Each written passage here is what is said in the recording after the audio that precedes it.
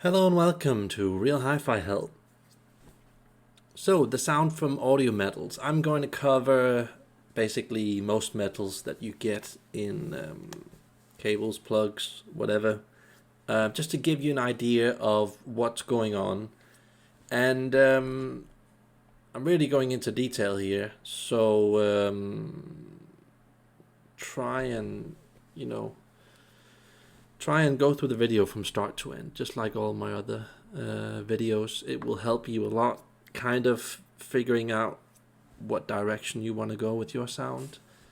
And so just bear with me. It's a bit nerdy, this thing here, but let me just do it as fast as possible so you don't have to waste your time. So if we have we could have like a warmth index of 0 to 100, where 0 is the worst and 100 is the best quality of warmth, most developed warmth, instead of this like type of warmth. I've then mentioned in some of these metals what I think that would be. Red copper, I can't really make up my mind with that, so just ignore that. But I would say that generally it's a bit on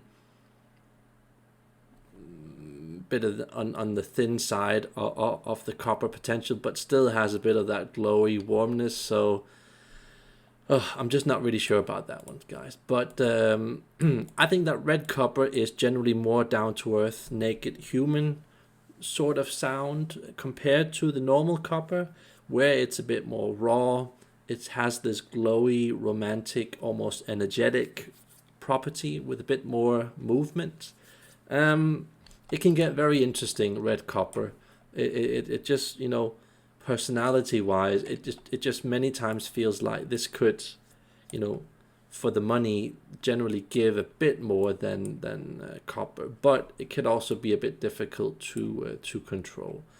So quality, bear that in mind. That can, of course, turn it around. So copper, for example, is a lot better. So it's all relative, But that's how I see it. More of a glowy, romantic type of copper sound. So copper, oh yeah, it comes in many qualities. The bottom class of copper metal is typically just very simple and raw and safe with tonal issues, meaning that it's just not very good tonally when you think about normal copper plugs, copper cables, copper whatever. I mean, it still takes, even though it's one of the most used metals in hi-fi, probably the most used metal, it still comes at copper isn't just copper. We get it in many different qualities, and usually the quality that we get is, I don't know, like a 1, 2, 3 quality out of perhaps a 10. So just bear that in mind. I think that especially with copper, there just are a lot of tonal issues with the basic copper that we're used to in so many different cheap devices and plugs and cables. So and also together with it could easily suck a bit of life and energy out of the sound and be a bit dampened and harsh at the same time. So just imagine that you have something that's dampened and harsh at the same time, which is confusing. So of course, when we get it into the quality part of copper, of course it gets a lot more sophisticated, evolved in sound. And once we hit some of the highest potential out there, we get something like the Oyade Gut plugs. Those are spades with the gold layer on, or something like the VBT copper plugs. They also make some decent plugs. And also, FoodTech, they're also pretty much up there in regards to their bigger models. So, I mean, this is just my opinion, but I would say that copper by itself is a bit basic, original, held back in sound. So, it's very understandable that it's used with so many other metals like gold and silver. So the sound just sells more, Sometimes you can get something that's a bit too basic. And a good example of that is that if you go on eBay and find some random cheap sonar power plugs, or some like the cheapest V-ball plugs, or the cheapest old Wattgate models, and then compare those basic copper metals with something like FoodTech, NCF copper plugs, then you'll find out that you get a sound that's a lot more developed and just in every single aspect, because not only is it a better copper, but it also has rhodium on it. So yeah, price wise, that there is a difference between plugs, but again, you have to take everything into consideration. Your whole setup also matters a lot. So not just these metals by themselves.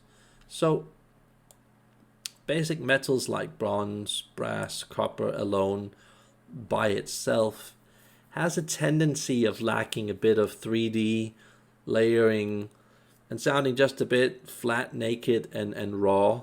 So I would kind of rate like the warmness of copper going up to about 40 out of 100, depending on like the quality. So that's like the max potential that I see out of copper.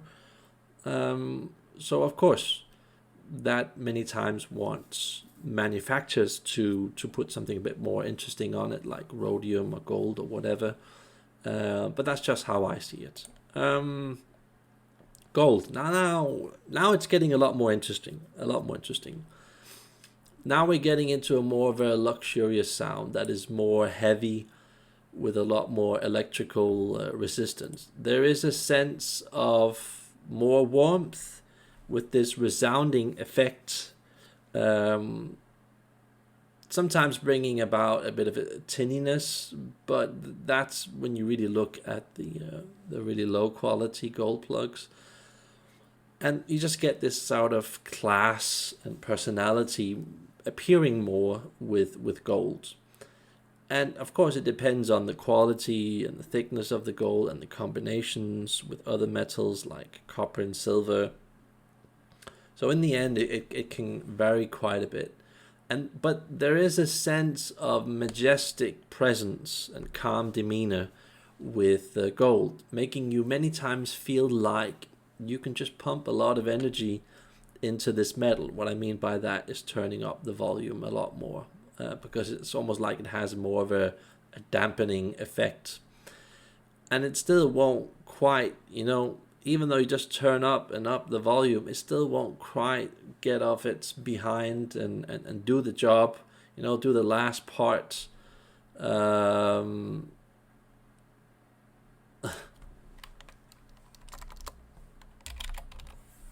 Do the last 15% of the job. Just making it seem a bit, reserved, holding back, a bit dampened. Unlike silver, silver has more of a tendency of fully discharging the energy. So I think a lot of people still like gold exactly because of this quality, it has a tendency of giving you a more stable volume. So a lot of interesting things. And most gold plugs actually sound very dampened and a bit closed in with tonal issues, because it costs a lot of money just making proper gold plugs in really good quality. So that you have, the quality, that you have enough of it, again, integration. And some of the better examples are Oyed Gut and Oyed 0 79 gold plugs. Those are some of the best gold plugs I've heard. And yeah, this metal gold can for many people seem like the most warm sound that you can buy. And yes, typically that is more of a sweater mid-range type of sound that you get. And it can make the bottom end very, very heavy and solid, and it can sound awesome because it's just so rich. And it has a tendency of kind of killing the harshness in the middle tone and the top end of the trebles. So yeah, it's a stabilizer. We all need gold. Gold is important in the hi-fi world. And yeah, I would say, this is just me guessing, but I would say that it goes up to like a 65 out of 100 rating on true warmth. But then, and yeah, like I've written here, compare FoodTech Gold with Oyed Gold when you look at their power plugs, and then you'll kind of see the difference in what FoodTech generally does with their plugs compared to Oyed. So what you'll discover when you compare these two brands with their power plugs, which basically are made from the same metals, same base, copper, and then you have this gold plating, and it just sounds still quite a bit different, where this FoodTech thing is more of a generalized warmth that helps the sound. It kind of sugarcoats everything, and says like, it's okay that you use bad gear. Yeah, just put it on. Yeah, it's fine. I'll remove a bit of this harshness here and there and give you a bit more ease.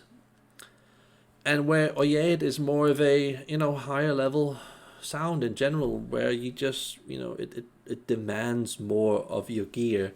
And if you then have that, you can then get into a sort of deeper warmth with Oyed in general. That's just my opinion. But silver, this is very, very interesting. Silver is for me the ultimate potential of sound. There is so much silver out there in so many classes, and so much of it is fast, ultra detailed, flat, energetic, and has a lot of potential, but just a lot of stuff is going on, and it is an ultra reactive material that almost has an endless amount of potential. And usually there is a lot of intensity and resolution, so boatloads of information and potential. Potentially? Potentially, yeah. Now, for me, true silver only starts with stuff like the high-end AudioQuest products and upwards. I would actually lower that a bit and say those AudioQuest Sure Grip 300 banana plug models. I would say that you can actually go down to that. That's actually pretty decent silver. And then when we get into some even better stuff like Kondo, which is more expensive usually, and then a lot better, then we have Audionote, which is like a whole other beast in itself. So at these extreme levels, silver is actually the most sophisticated warmth that you get, with a lot more of everything, a lot more naturality, but especially integration. Instead of having all of these details that just fire at you from all angles, that's difficult to control in bits and pieces here and there, that just jump all over the place, with all of these hybrid silver cables and their solid cores and strips of silver and weird shapes here and there. I think that at these levels we have no problems with certain parts of the sound, like tonality or true depth and naturality, like on the lower levels. So you really need to get up to a proper level before you start understanding what silver does to the sound, because I'm about to get into it here. And again, with silver, bass is not heavy. It is ultra reactive, violent, deep, but still more settled and pleasant and ultra layered and 3D, just in a much better way where you don't get too much emphasis on this or that part of the details. So forget about harshness when we're dealing with silver at the top levels.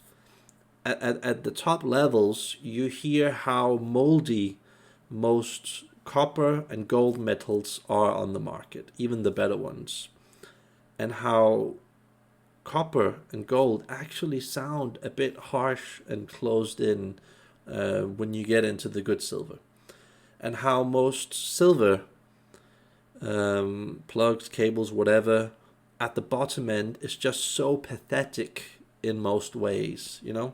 That there is a huge shift, especially with silver, going from the lowest low of silver to the highest high of silver. You just almost can't recognize the sound. It's just so different in every single way. And there are a lot of products that are advertised as silver, but are not 100% silver. And on top of that, there's a huge amount of man-made silver, that is on the market. It's not something that is like an official truth, but I've spoken to technicians that have been involved in this process, that has seen it, been extracted, and trust me, there is a lot of fake man-made silver. So it doesn't matter that some companies call their silver like 99% silver or 100% silver, because that's typically 99% man-made silver, not like real nature silver from a proper mine that has a stable crystal. Okay, so you have to understand that silver is really, really difficult to extract and shape into a form that is very good on an audio level, so and know this, I've bought a lot of this Acrolink silver that you get on eBay, and that is not real silver. And also just look at it, percentage wise.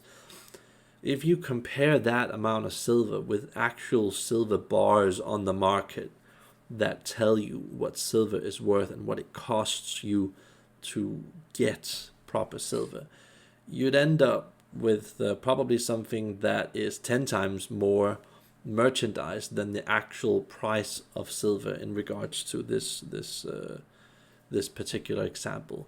Just making it impossible to sell, then it's a minus business. You're not making really anything. So what I'm just trying to say is that says it's silver, but trust me, that's a very low percentage of silver. And I'm not trying to just say like, oh, it's only acrylate. No, this is just an example of like the almost the standard of what people consider to be silver. This has a very, very different sounding characteristic to the top silver sound. It's very closed in, it's very muddy, it's very numb. Tonally, it just doesn't really react. It's a bit like going through a piano, and what the hell do you call those things that you press down? Let's just say that there are 50 of those on a piano. When you have something like acrylic silver, what you'll discover is that the pianist, when he goes over the piano, it feels like he only has like 6, 7, 8 of these thingies. I can't remember what they're called, that you can push down out of 50. That's how tonally numb most metals are. Not just silver, but gold, copper, silver. When you take all the metals at their lowest quality, that's what really happens with the sound. That it sounds like you have a piano and you have like 50 places where you can push the keys down, but because it's such a low quality metal, you're only really getting like 6 to 10 out of 50 keys that you can press down. So everything kind of sounds pretty much the same, but you're not really sure. It's just very confusing, the whole thing. So, again, I think it's a good place to start trying Acrolink Silver, just to kind of know what that sound really is like, making some do-it-yourself cables, getting a feel for what real silver sounds like. I mean, for some people, this can actually improve their sound. I've had several friends telling me like, wow, this is really good for the price. Yeah, probably for the price, but compared to real silver, just doesn't come anywhere close. You're basically listening to 1/10 of the detail, but for the price, it's a good thing to start with. Just for shits and giggles, trying to see how far you can take the sound with different plugs. But like I said, when we're dealing with the lowest quality silver, it's especially notice that it's dampened, tonally imbalanced, muted, but somehow also a bit harsh. And that shouldn't really be possible, because that's the opposite of dampened, tonally imbalanced, and muted. But yeah, somehow that they succeeded in doing that. And not just Acrolink, but a lot of these cheap cables, they have a lot of that stuff going on in the sound. But again, you have to not take everything that I say in a literal sense, because price doesn't always dictate what quality is. But generally, yes, it is an indicator of quality. Generally.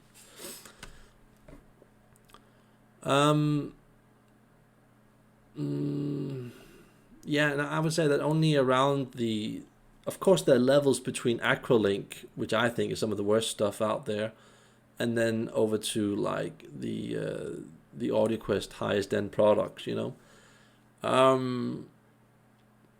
There are of course levels, but it's just me personally. I would never want, having listened to so much gear now, I would never want to go again and go between these levels of Acrolink and like the highest quality AudioQuest Silver. I just don't want to go through those levels, because I find that going through those levels of silver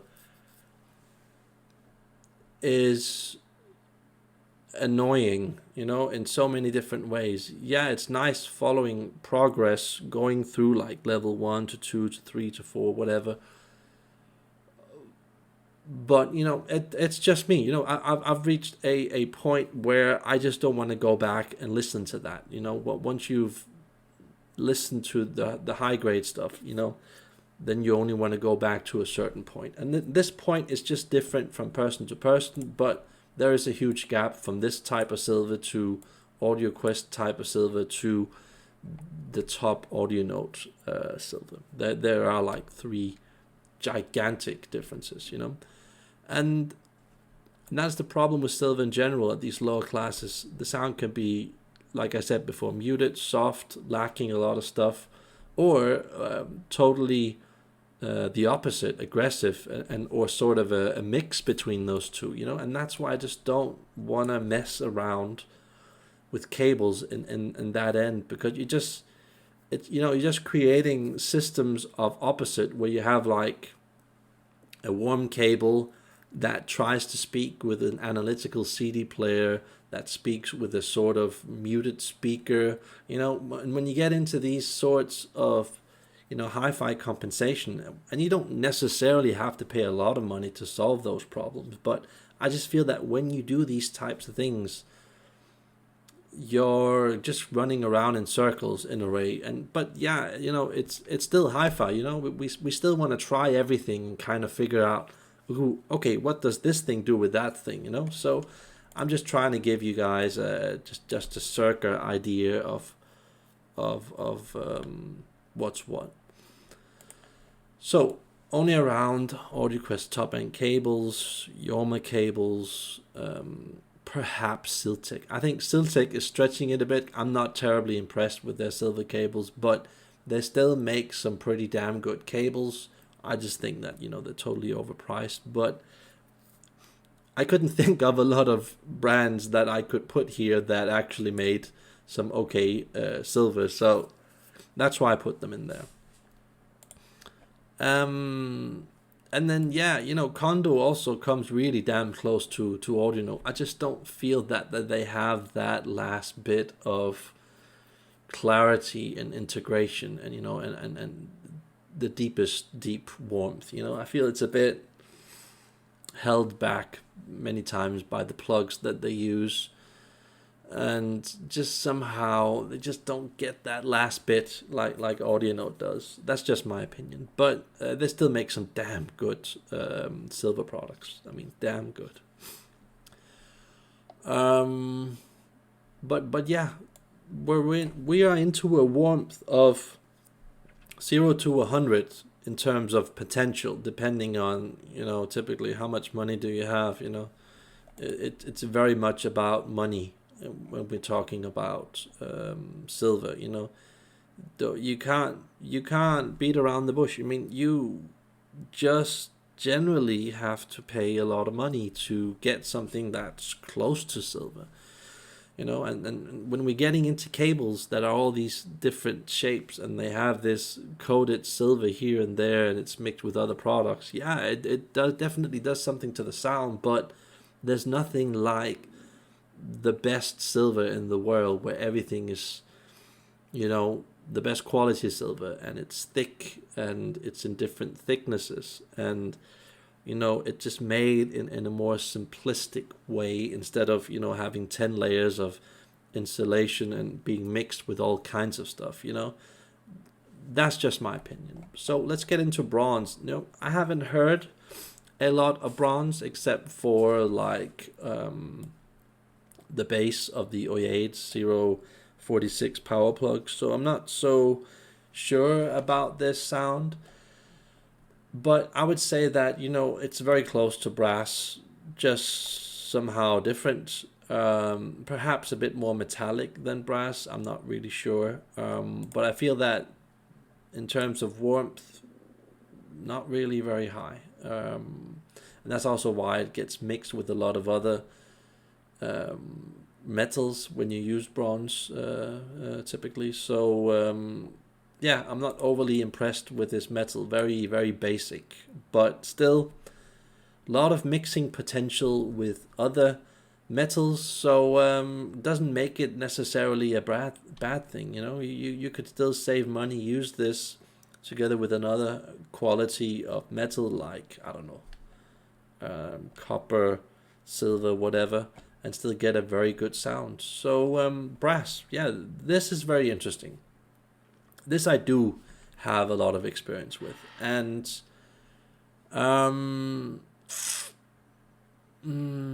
what can I say? Just very, very, very interesting. If you've ever tasted coffee, it's a lot like having coffee without cream. Clean, basic, simple, responsive, intense. Almost like someone punching you in the nose. A bit, but there's just some certain type of originality, but it's funny how almost colorless it is, and a bit flat, very direct, bit flat, colorless, but still just fascinating. Again, what I've written here is just think about Fenderstein 1CI and 2CE speakers. It's very much that type of thing that's going on, where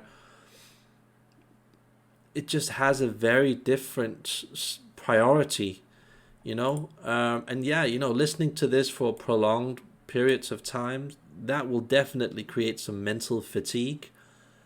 But I think that the way that they integrated them in the Fenderstein speakers, I think it's brass that they use their brass terminals.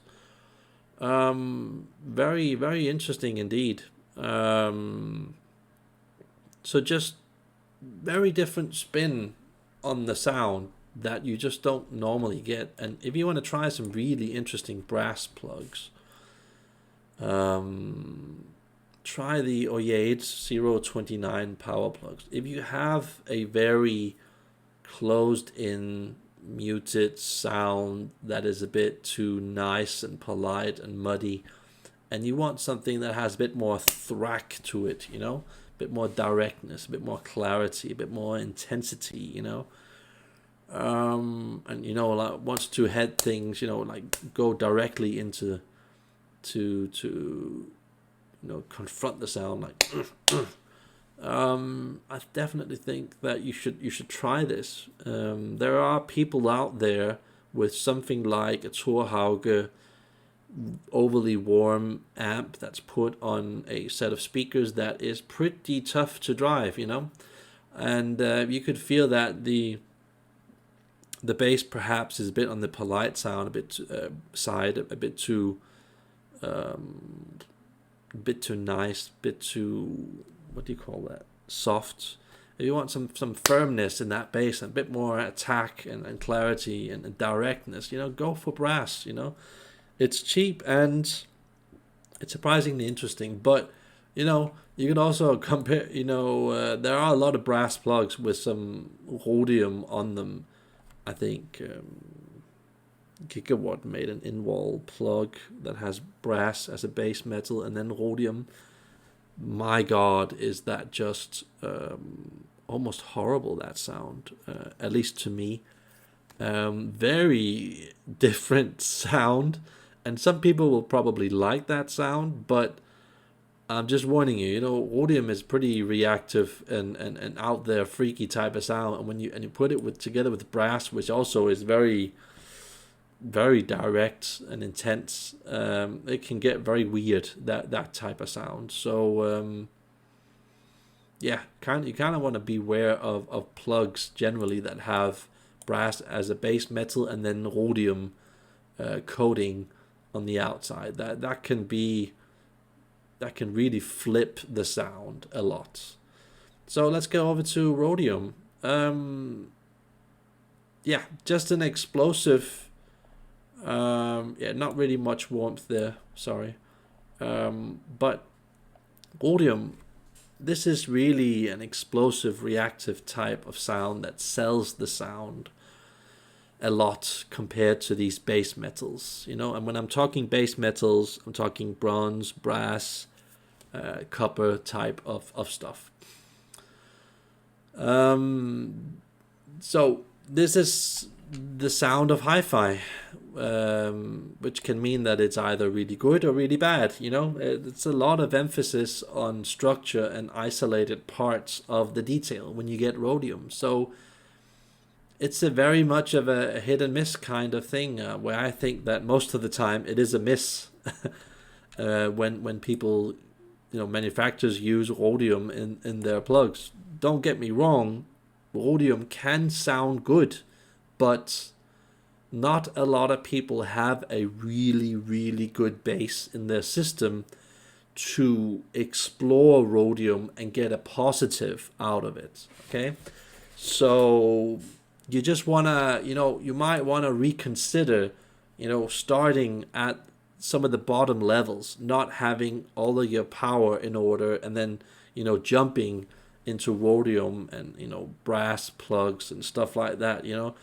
it can kind of you know, hit you in the face with a hard slap, or knock you out. But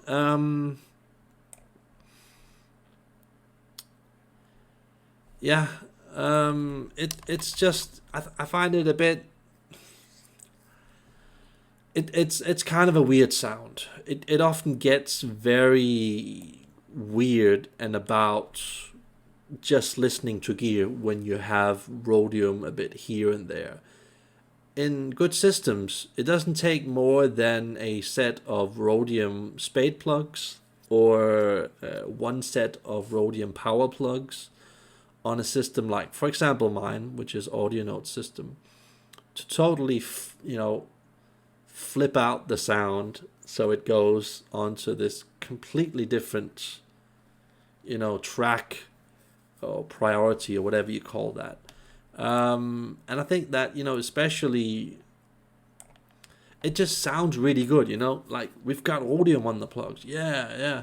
Also nice and shiny. And just tonality wise, I find that there are so many Rhodium plugs that have stability issues, tonality issues, just weird sort of harshness control and warmth. And sometimes you just get a certain part of the detail with Rhodium that's somehow so appealing that you end up going with it anyway, you know, because it just does a certain type of detail, you know, plays that background instrument that you love so much, that banjo or whatever instrument, and it just gives you that certain priority, certain angle on the sound. And I have to say that, you know, Rhodium has a tendency of being very plingy in sound, you know, where you get this sort of a ding dong dong dong dong ding, you know, where it just doesn't really play music. But don't get me wrong, it can play music. And I feel that, you know, it has a warmth ranking of 0 to 70 potentially, you know, but and that is me being overly nice. But I have heard some Rhodium plugs that really do a good job, like the Fruitic NCF plugs. Those are like almost the only ones I can really think of that does do it in a way where it's awesome, you know. But still, there is a sort of store-bought product like plingy hi-fi type of sound where it's sort of edgy and just, you know, doing the structure and the isolated bits instead of, you know, getting that more traditional, nice, beautiful, warm, organic type of sound, you know. So, but I think that, you know, just generally you have to expect a warmth of Rhodium plugs that is probably a third of this when you buy normal cheap Rhodium plugs, you know. And it's just, some people can master that in their system, and other people, and I think a lot of people just can't, you know. I remember my hi-fi friend with the Macintosh system, Macintosh transistor system. That's an important thing to mention. He had a Fruitic Rhodium in-wall plug, and it totally put his system, you know, out of balance. And I just told him, you know, just replace that in-wall plug with an Oyade SWOXXXE plug, which is sort of a copper, gold, palladium type of plug, something like that. And he could just hear immediately that, wow, now it's starting to play music. Now everything's starting to kind of come together and be balanced, you know. And that's the thing. Rhodium has this tendency of going to war with you know, just making everything in your system kind of fight against each other, you know. And that's why I don't like Rhodium. It can sound so damn good in some ways, but just be aware that this is a very freaky thing that can just create a lot of different weird sounds. And statistically, you are not going to make it sound really, really, really good, but there is the potential for it to sound awesome. So just think of that, you know. Just think of that. And Palladium, just really interesting, you know. A very flashy, sexy, almost diva-like quality to it that really sells. Can be a bit hard to tame so the sound becomes complete enough, but just a lot of potential that sadly doesn't get used enough. What I mean, not get used enough, is that the metal doesn't get used enough because it's just so expensive, Palladium. And I think that Oyade 046 plugs and the you know, the wall plug that I mentioned here, the Oyade SWOXXXE, that those are just fantastic examples of Palladium. Or for example, the Oyade Inlet R plug, which is like the best inlet plug in the world, which has Palladium, platinum, and some other metals just fantastic sound.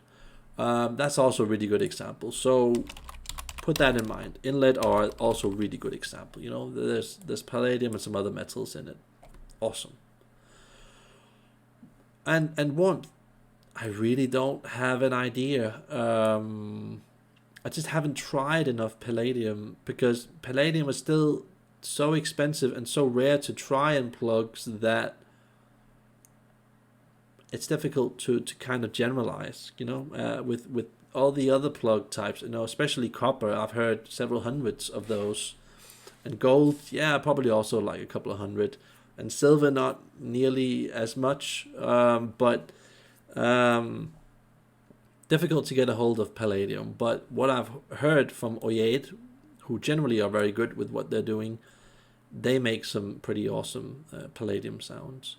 But yeah, it's just, you get a very small amount of palladium on a plug when you finally have it, because it's just one of the most expensive metals in the world.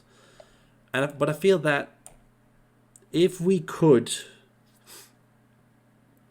have palladium in power bars, you know, I'm talking about these plugs that we have in power bars, so we don't have these basic brass or copper metals.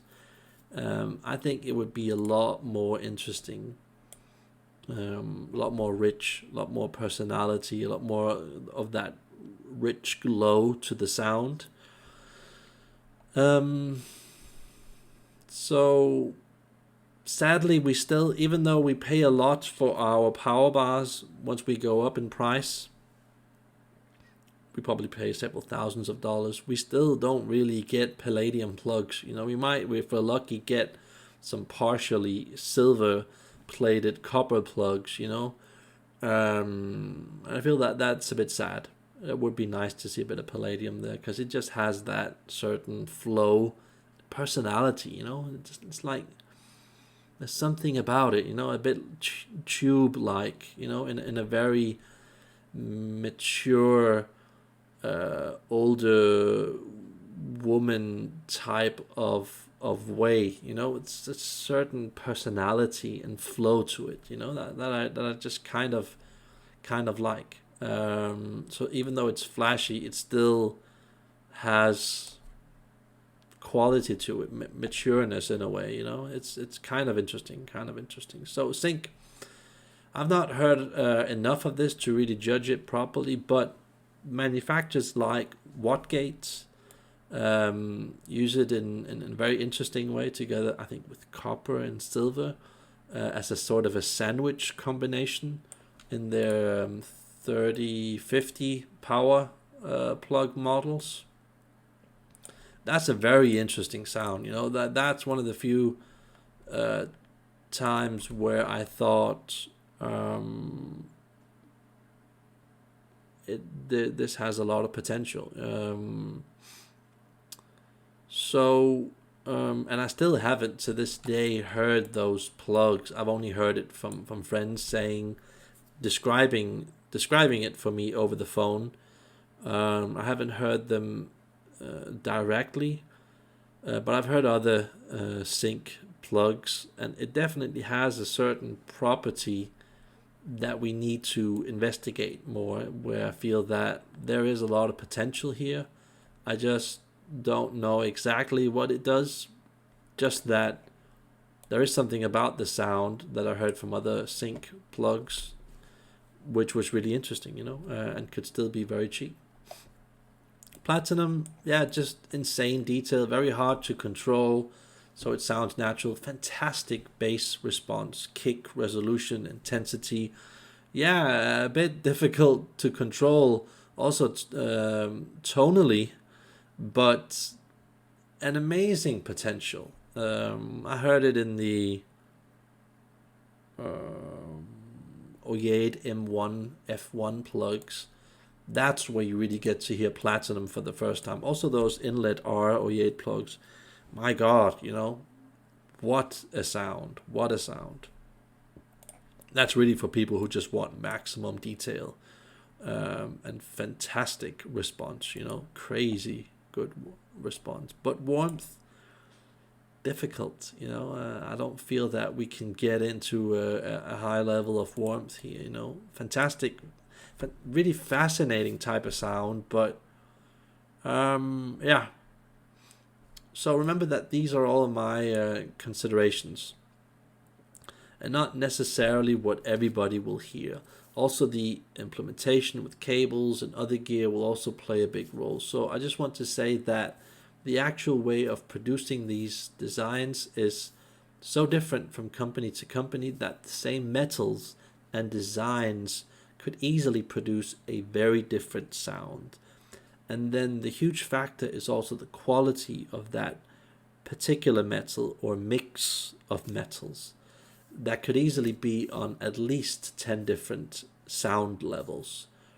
So development, in regards to development of the same metal throughout the classes, so if you took like a metal like a base copper with a thin layer of gold, and let's just call this an RCA plug, you know, like one of those behind your CD players or amplifier that you have. It could go through this process here, where when you look at the bottom products, we would have the lowest quality there, making the sound thin, confusing, warm, and thin at the same time, being a bit two-dimensional, just sucking a lot of energy out of your system, but still at the same time kind of pumping it out erratically. So it's kind of all over the place. It's neither this or that. It's kind of everything in a bad, low quality type of way. And there will be, you know, typically a lot of numbness, tonal numbness, when you deal generally with all metals at the lowest range. You know, you'll go from this numbness to something that's harsh, to something that's more stable, to something that starts to be more warm. Then you get a more sophisticated warmth. Then you go deeper into it. Then it gets all 3D holographic and whatever. And that's just basically what I wanted to tell you guys, that still in the end, with any metal almost, you will get this sort of clearness, 3D holographic type of sound, but a very different energy and theme and personality compared to, for example, silver. So all in all the different metals have just very different musical flows. So I hope you guys like that, and if you could like and subscribe, that would help me a lot. This is me logging out. Bye.